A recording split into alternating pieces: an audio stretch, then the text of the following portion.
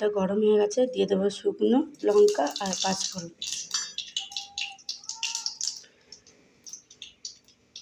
দেখুন তেঁতুলটা কিন্তু ফুটতে শুরু করেছে।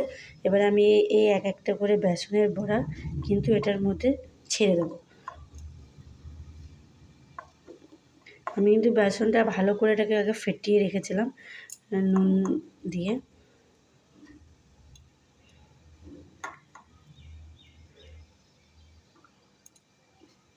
দেখুন বড়াগুলো কিন্তু এই ঝোলের মধ্যেই কিন্তু ফুটবে। বড়াগুলো কি সুন্দর ফুলে উঠেছে, না ভেজেও।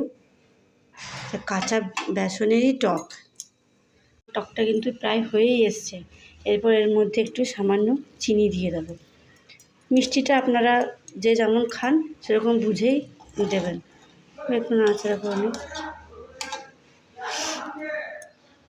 আমার টকটা কিন্তু হয়ে গেছে।